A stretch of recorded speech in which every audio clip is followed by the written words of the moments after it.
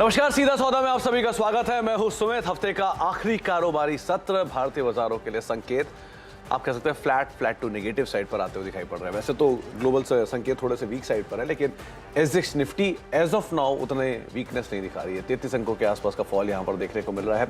Hang Seng करीब 197 200 अंकों के आसपास की गिरावट, रफली 1% से ज्यादा की गिरावट वहां पर देखने को मिल रही है। शंघाई करीब 0.5% नीचे भी कामकाज करता दिखाई पड़ रहा है। 3024 के आसपास का जोन है, लेकिन इंडियन मार्केट की जो इंट्रिंसिक स्ट्रेंथ है वो भी कामकाज करे, खास तौर से तब जबकि आप अर्निंग सीजन के अंदर अब एंटर करने जा रहे हैं। Q2 के अपडेट्स लगातार चल ही रहे हैं और साथ ही साथ नए क्वार्टर के जो नंबर्स हैं वो सोमवार से आने शुरू भी हो जाएंगे। तो उससे ठीक पहले मार्केट्स में सो फार एक फ्लैटिश टोन पे ही कामकाज होता हुआ दिखाई पड़ रहा है, लेकिन बहुत ज़्यादा कोई damage as of now Asian market से एटलीस्ट इंडियन मार्केट के लिए नहीं दिख रहा है। नीरज जी, यही मान के चले या डैमेज है जो दिख नहीं रहा है? हम लोग डिकपल्ड हैं। हाँ, आज मंदी में डीकपल होते हैं, तेजी में भी डीकपल हो जाते हैं। नहीं, तेजी में हम कपल करते हैं, मंदी में डीकपल्ड। ये कैसा कपल है? वन साइडेड लव दिख रहा है। तो 50% लव है जो कि आमतौर पे होता है तो 50% लव रखता है, हम लोग रखते हैं। लेकिन अगर इंडियन कॉन्टेक्स्ट में देखें तो मुझे लगता है कि करेंसी पर नज़र रखनी चाहिए। आज 82.5 के आसपास अगर रुपया जा रहा, थोड़ी दिक्कत होगी उन लोगों के लिए जो इंपोर्ट पे डिपेंडेंट है, क्रूड भी और ये भी। हाँ, इसका कॉन्ट्ररी क्या आईटी में बहुत ज़बरदस्त रैलियाँ नहीं आनी चाहिए, क्योंकि डॉलर में इनकम है, वो नहीं आएगी क्योंकि जहाँ से धंधा आ रहा है वहीं धंधा ख़राब हो रहा है। तो मतलब ये बहुत अच्छी सिचुएशन नहीं है और ये एक मुश्किल हमको लगता है इंडियन मार्केट के लिए हो सकती है। हो सकता है कि आरबीआई इंटरवेन करे या शायद ना हो, पता नहीं, लेकिन अगर करेंसी 82.5 पर रहती है तो दिक्कत होगी। तो मुझे लगता है कि टीम उसी हिसाब से मैंने कंस्ट्रक्ट की है और ग्लोबल सिनेरियो में जैसे मैंने कहा कि उस नंबर से पहले, जॉब रिपोर्ट से पहले सारी दुनिया की, मतलब सिर्फ अमेरिका नहीं, पूरी दुनिया के लोग इंतजार कर रहे हैं। देखो, हम भी इंतजार कर रहे हैं कि वो जॉब रिपोर्ट कैसी आएगी तो उस पर तय करेगा फेड के हमको आगे क्या करना है। तो उस नंबर की वजह से मार्केट में थोड़ा सा एक हुआ है। नंबर अगर मान लीजिए आ जाता है वैसे ही 2.5 लाख के आसपास, 2-4-5 हज़ार ऊपर नीचे, तो डाइजेस्ट कर लेगा मार्केट। फिर 12 तारीख का इंतजार करेंगे जब इन्फ्लेशन का नंबर आएगा। तो कुल मिला के आप कह सकते हैं कि कॉशियस अप्रोच आपको इस पर रखना चाहिए और हमेशा की तरह ये सदा सर्वकालिक राय है कि ओवरबोर्ड, कैरीड अवे भावनाओं में नहीं बह जाना है, होश में रहना है ट्रेड में, क्योंकि मार्केट बहुत शेकी है। आमतौर पे लोग नहीं कर पाते, बहुत मुश्किल का। तो इसी तो हम लोग रोज याद दिलाते हैं कि जो है आज अगर मान लीजिए बहुत अच्छे नंबर आएंगे तो सबको लगेगा कि इससे अच्छा कुछ हो ही नहीं सकता, हो ही नहीं सकता, और जब खराब होगा तो सबको लगेगा कि मतलब अंधेरा आ चुका है, अभी और बुरा होगा, अब कुछ अच्छा ही नहीं होगा जीवन में। तो वो एक्सट्रीम्स ही हमेशा सोचे जाते हैं। नहीं, तो जब आपका 50% लव है तब तो भावनाओं पे कंट्रोल करना ही पड़ेगा आपको। वही तो कैच है, आप किस तरफ से ड्रिवन है उस पर डिपेंड करता है। आप टेलविंड में तो आपको लगता है कभी कुछ होगा ही नहीं मेरा, हेडविंड में तो आपको लगता है कभी कुछ अच्छा ही नहीं होने वाला, तो इसलिए डिपेंड करने वाला है वही चीज़ क्या होने वाली है। बहरहाल, लेकिन एक दो चीज़ें और हैं जिनको आप एटलीस्ट फोकस कर सकते हैं। आईटी बीटन डाउन है बहुत ज़्यादा, तो अब उसमें क्या ही गिरावट है, ऑलरेडी टूट चुका है इतना। प्लस स्टॉक स्पेसिफिक स्टोरीज बहुत है, न्यूज़ फ्लोज है, अपडेट्स है, तो आपको वो सब ज़रूर ध्यान रखना है। ऐसा नहीं है कि आउटराइटली सारा बाजार टूट जाएगा या आउटराइटली सारा बाजार चल जाएगा। तो कुछ कुछ चीज़ें ठीक भी है, कुछ कुछ नहीं। लेकिन एक बड़ी इंटरेस्टिंग चीज़ है, पूरा साल निकल गया, ऑलमोस्ट अब 2-3 महीने रह गए साल के एंड में, और इंडेक्स ने वही 16,800 रादर 15,800 नीचे और 17,200 मैक्सिमम 18,200 ऊपर, इसके अंदर ही घूम दिया पूरा इंडेक्स। पूरा साल में निकाल दिया उन्होंने इसी इंडेक्स के अंदर। एंड में जाते हैं कहीं वो 1%, 2%, 4% की गेन के साथ या 1-2% फॉल के साथ बंद हो जाएगा। अभी तक 2% है। हाँ, ग्लोबल में अगर आप देखें तो हमने आउट परफॉर्म किया है। हाँ, और पिछले साल की 58% के साथ इस साल मिलाओ तो कहीं एवरेज आपका 20-25 बैठ जाएगा। हाँ। एक साल और ऐसी रहेगा तो हर साल की तरह 20% निफ्टी दे ही देगा। लास्ट जो यूएस की मार्केट 25-30% फॉल है। हाँ। और हम 2%, तो हमसे अच्छा कौन सा मार्केट है? वैसे भी हमसे अच्छा कोई मार्केट नहीं है, ऐसे कैसे। खैर चलिए, तो अब उसी अच्छे मार्केट के कुछ स्टॉक्स की चर्चा कर लेते हैं जहां पर आपको नजर रखनी होगी। सबसे पहला स्टॉक जो मेरी तरफ से है वो है जुबिलेंट इंग्रेविया का। इसको आज चुनने की वजह, एक तो ये कल लास्ट आवर में इसका अगर आप चार्ट देखेंगे तो ये बिल्कुल डे हाई पे जाके बंद हुआ है। कल बहुत बढ़िया तेज़ी थी, 5-5% के आसपास का मूव था और वो तेज़ी शायद अभी भी कैरी फॉरवर्ड कर सकती है। तो मोमेंटम जो इसके अंदर बना था कल लास्ट आवर के अंदर, वो अभी भी शायद कैरी फॉरवर्ड हो, उस लिहाज से आप इसके ऊपर नज़र रखेंगे।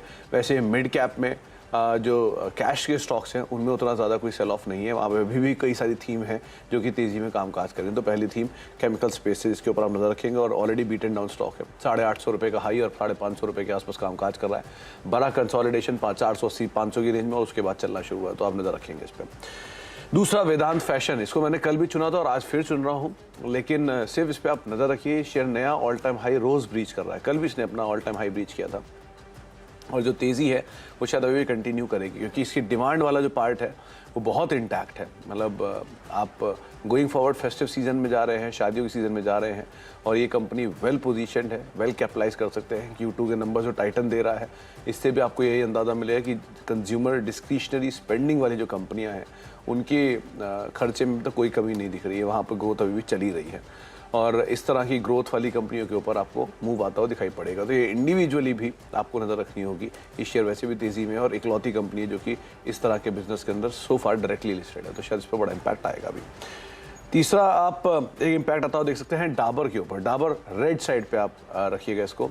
डाबर को चुनने की वजह Q2 के जो इन्होंने नंबर्स दिए हैं, वैसे तो ये शेयर कल टूट गया था तो एक कशमकश भी थी कि शायद एक पुल बैक दिखा सकता है, लेकिन फिर भी एक बार को, क्योंकि जो नंबर है उनमें मिड सिंगल डिजिट ग्रोथ की बातचीत की गई है, FMCG की कॉस्ट की एस्केलेशन की बातचीत की गई है। कल थोड़ा सेंटिमेंट बिगाड़ा भी गोदरेज के नंबर्स के अंदर, शायद वो सेंटीमेंट अभी भी ड्राइव करता हुआ दिखाई पड़े डाबर के केस में भी। तो आप अदरवाइज़ यहाँ पर नज़र रखेंगे। कंपनी में कोई प्रॉब्लम नहीं है, लेकिन इंडिविजुअली न्यूज़ फ्लो का अपडेट है तो उस लिहाज से आप ध्यान रख सकते हैं। वैसे इन्वेस्टमेंट ग्रेड स्टॉक है तो उसमें कोई प्रॉब्लम नहीं है, लेकिन अदरवाइज़ एक नियर टर्म नी जग रिएक्शन शायद इस खबर के आधार पर आता हुआ दिखाई पड़ सकता है, लेकिन थोड़ा कॉशियस है कि कल ऑलरेडी कुछ टूट चुका था। और चौथा जो नाम है वो सिर्फ खबर के दम पर है, वो है इंडियन ह्यूम पाइप। इसको चुनने की वजह सिर्फ और सिर्फ ये खबर है और कोई वजह नहीं इसके आधार पर इसको चुना गया है। कंपनी को जल जीवन मिशन के तहत 194 करोड़ रुपए का एक ऑर्डर मिला है। इस ऑर्डर में कंपनी को महाराष्ट्र से ये ऑर्डर मिला है, जलगांव से। 150 विलेजेस को ये रूरल वाटर सप्लाई प्रोवाइड कराएगी।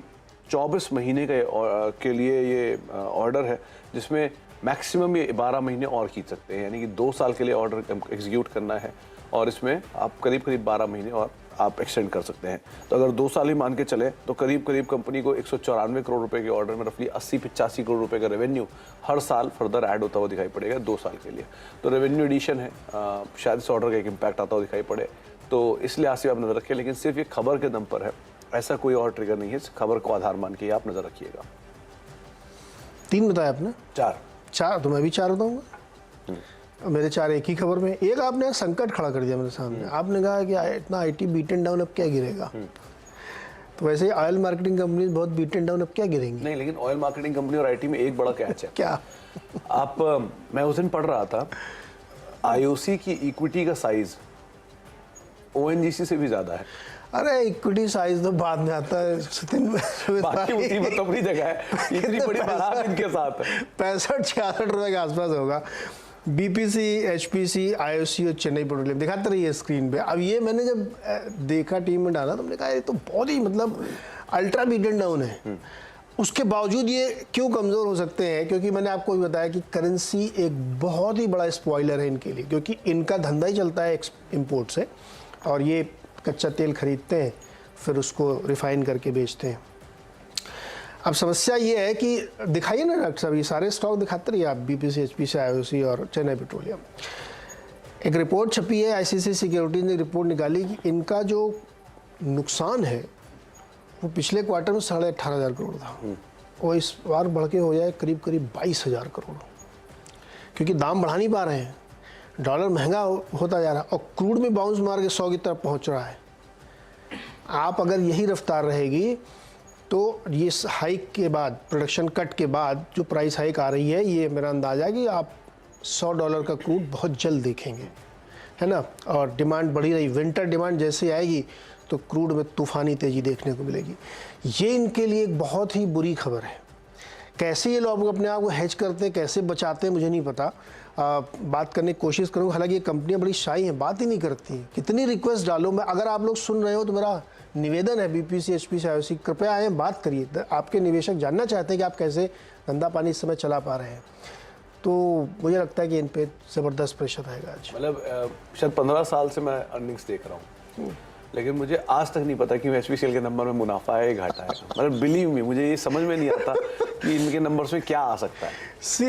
ये आपने बहुत अच्छा सवाल किया है, क्योंकि मैं इस सेक्टर को ट्रैक करता हूँ, तो इसमें इतने सारे कॉन्स हैं प्रोस नहीं है ना। सिर्फ कौन सी एक दिन अचानक आपको लगे करेंसी की वजह से हो गया, फिर एक दिन इन्वेंट्री की वजह से हो गया, फिर एक दिन क्रैक्स इनके गिर गए। अच्छा, प्रॉब्लम क्या है, एक बात आपको आज सीक्रेट बताता हूँ इसमें। एक बैरल जब क्रूड आप प्रोसेस करते हैं तो उसमें से 15 चीज़ें बनती हैं। अब मान लीजिए डीजल की डिमांड एकदम नहीं है और पेट्रोल की है, लेकिन आप प्रोसेस तो सब करेंगे ना, तो वो डीजल कहाँ जाएगा, वो आपको लॉस करेगा। केरोसिन की डिमांड नहीं, लेकिन बनेगा तो केरोसिन भी ना उससे, वो आप बेच नहीं पाएंगे, तो आपका जीआरएम श्रिंक हो जाता है।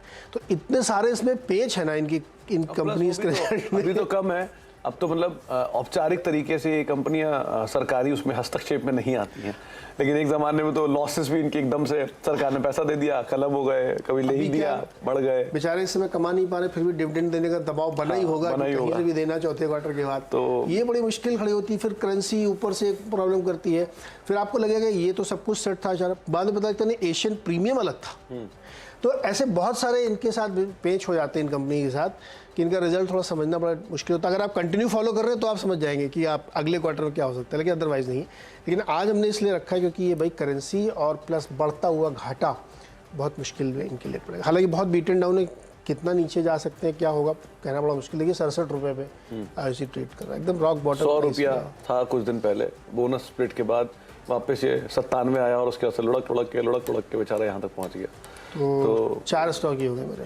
चलिए, मेरी तरफ से अब अगला नाम, मतलब बहुत कुछ आपने सुन लिया इनके बारे में, लेकिन अच्छी चीज़ भी सुन लीजिए। वो आइए आप डेल्टा कॉर्प, जो मेरी तरफ से अगला नाम है जिसमें आप तेज़ी के लिए एटलीस्ट नज़र रख सकते हैं। कल 3-3.5% के आसपास का मूव था। कसिनो स्पेस में कंपनी है, कैश रिच कंपनी है, पूरा केपेक्स कंपनी पूरा कर ही चुकी है, और गोइंग फॉरवर्ड सीजन जो है second half of financial year वो इस कंपनी के लिए सबसे अच्छा होता है। ये क्वार्टर थोड़ा सबड्यूड जरूर रहता है क्योंकि बारिश होती है तो कामकाज इनका थोड़ा हल्का रहता है, लेकिन अर्निंग से पहले ही शेयर डिस्काउंट करेगा, अर्निंग को तेज़ी पकड़ेगा शायद, तो उस लिहाज से आप नज़र रखेंगे इसके ऊपर।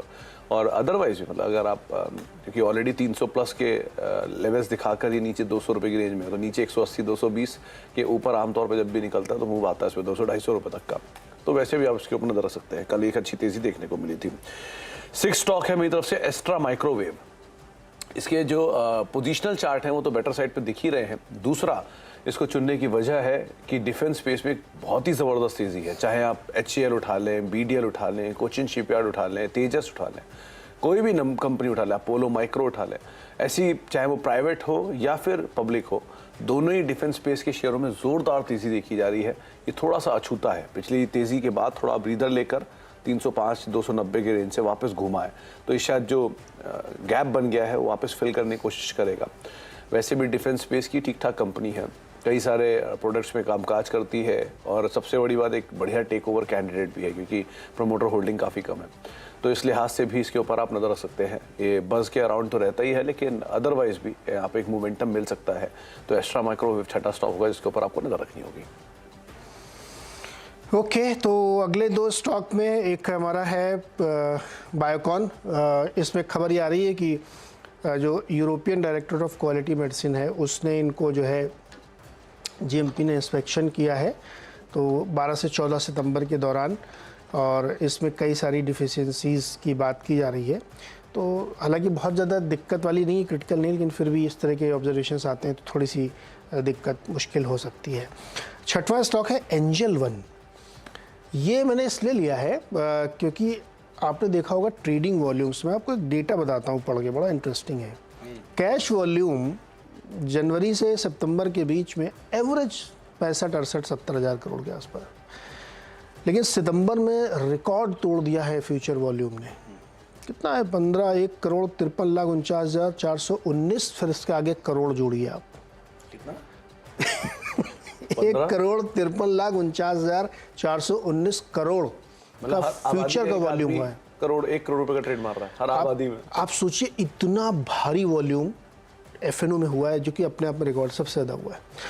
तो चूंकि एंजल वन और एक कोई दिल्ली की कंपनी है, 2 बेस्ट हैं फ्यूचर्स में काम करने वाले, और इस कंपनी को हमको लगता है इसकी वजह से नहीं, वॉल्यूम तो अच्छा आएगा, ट्रैक्शन जिस तरह का बड़ा है वो तो मिलना ही चाहिए लोगों को। तो रिकॉर्ड वॉल्यूम की वजह से मुझे लगता है कि एंजल वन जैसे स्टॉक्स में, जो कि अच्छा FNO ट्रेड में 2 ही 3 लीडर हैं जो पूरे मार्केट का मैक्सिमम ट्रेड कराते हैं आपको।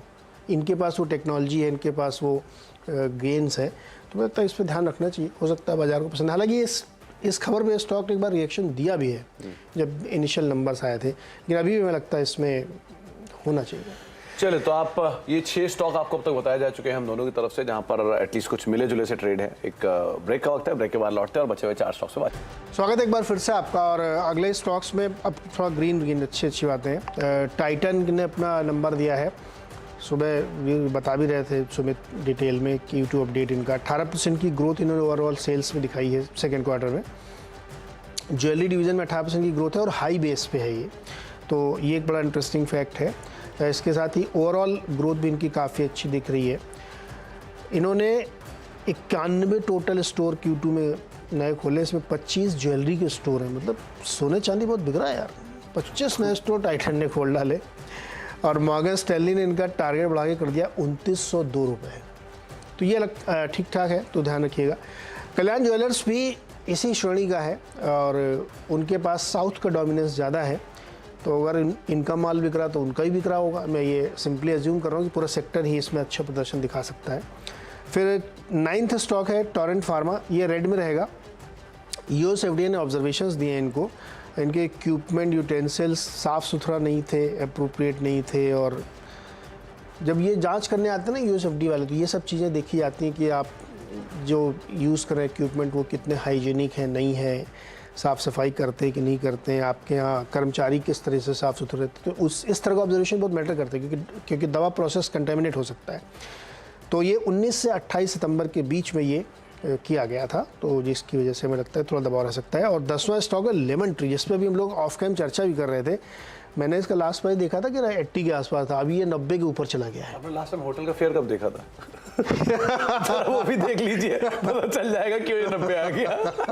भाई अब धर्मशाला मतलब लग रहा है कुछ दिन बाद अपना ही थोड़ा बैग पैक करके साथ ही लेके जाना पड़ेगा, खुद ही सो जाओ कहीं पर भी वाला। एक होटल बन रहा है मुंबई एयरपोर्ट के सामने, वो बहुत बड़ा सा है, लग्जरी होटल है बनकर। तो बता रहे हैं कि उसके बाद एकदम गेम चेंजर हो जाएगा इनके लिए। क्योंकि वो अभी मैनेजमेंट आई थी कुछ दिन पहले, तो उनसे मैंने पूछा था ये बात कि ये आप जो मुंबई में खोल रहे हैं, वो बोले ये जो होटल्स हैं लेमन ट्री के अभी एग्जिस्टिंग होटल्स, वो होटल्स नॉर्मल फेयर के हैं 3000-5000 की रेंज में, लेकिन जो वो होटल खुल रहा है मुंबई वाला वो प्रीमियम साइड पर है, वो होगा सहर के और ताज के और इन रेट्स, यानी कि 15,000, 17,000, 18,000 के प्रीमियम रेट्स पे, और वो GST। हाँ प्लस GST। और सबसे बड़ी चीज इनके लिए बहुत बड़ा गेम चेंजर है जो अभी जो जी समिट होने जा रहा है, उसकी वजह से पूरा होटल स्पेस बचेंगे, क्योंकि सबको पता है उनके रिप्रेजेंटेटिव साल भर पहले से आने शुरू हो जाएंगे और मास में आएंगे।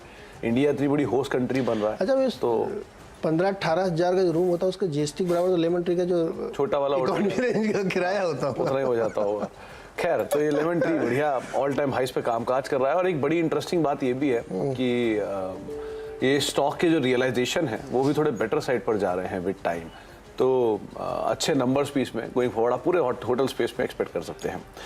चले, मेरी तरफ से अगले 4 नाम है, उसमें एक नाम तेजी के लिए है, वो है IDFC लिमिटेड का। IDFC फर्स्ट ऑलरेडी बड़ी तेजी दिखा चुका है, कल लग रहा था बिकवाली होगी, लेकिन कल भी वो नहीं टूटा, और जो तेजी बनी है IDFC फर्स्ट की वो शायद IDFC लिमिटेड को भी ट्रिगर दे रही है, तो उसी के दम पे ये मोमेंटम में है, नए अपने 50 रुपीज़ हाई पे पहुंच गया है, तो शायद ये अभी कैरी फॉरवर्ड करेगा भी। तो IDFC लिमिटेड के ऊपर आप नजर रखेंगे तेजी में। और मंदी के लिए जो 3 नाम एकदम से दिमाग में आए थे, उसमें पहला नाम है इंडिया बुल्स हाउसिंग का। कुछ न्यूज़ फ्लोज के बीच में, कुछ बज़ के बीच में स्टॉक निकल तेजी पकड़ी थी, और वो बज़ और न्यूज़ फ्लोज कंफर्म हुए नहीं, तो ये शेयर शायद प्रॉफिट टेकिंग की चपेट में आज आ सकता है। तो वैसे भी NBFC स्पेस में अगर प्रेशर बनता है आज बाजार में, तो ये थोड़ा सा बिकवाली दिखा सकता है, तो इसके ऊपर आप नजर रखेंगे। दूसरा भारत फोर्ज, कल ये बहुत बढ़िया तेजी में था, 10% की तेजी इसमें एक समय में देखने को मिली थी, वो क्लास 8 ट्रक की सेल्स का इम्पैक्ट था, लेकिन कल की तेजी के बाद थोड़ी सी प्रॉफिट टेकिंग आ जा सकती है। हालांकि ब्रोकरेज हाउसेस की रिपोर्ट आज भी पॉजिटिव आई है, तो company quality news flow trigger किसी में दिक्कत नहीं है, लेकिन कल की तेजी के बाद थोड़ा सा प्रॉफिट टेकिंग यहाँ पे देखने को मिल सकता है, तो उस लिहाज से आप इसमें एक बार को नजर रखेंगे, हायर लेवल से बिकवाली आ सकती है। और मेटल में टाटा स्टील कल जोरदार तेजी में था, लेकिन अभी भी जिन जानकारों से कल हमारी बात हुई थी उनका यह मानना है कि इसमें उतनी स्ट्रेंथ नहीं है जितनी इसके पीयर्स में है, तो ये शायद थोड़ी सी और प्रेशर अभी इसके अंदर बचा है, तो टाटा स्टील में ऊपरी स्तरों से थोड़ी बहुत बिकवाली आते हुए दिखाई पड़ सकती है, तो आप उस लिहाज से नजर रखें। तो 3 नाम ये जो बिकवाली है, उसमें एक India bulls housing, Bharat forge और टाटा स्टील, साथ ही साथ डाबर, ये 4 नाम हैं जिसके ऊपर आप थोड़ा बहुत प्रेशर आज के सत्र में आता हुआ देख सकते हैं। एक ब्रेक का वक्त है, ब्रेक के बाद लौटते हैं और एक टीम रैप करते हैं।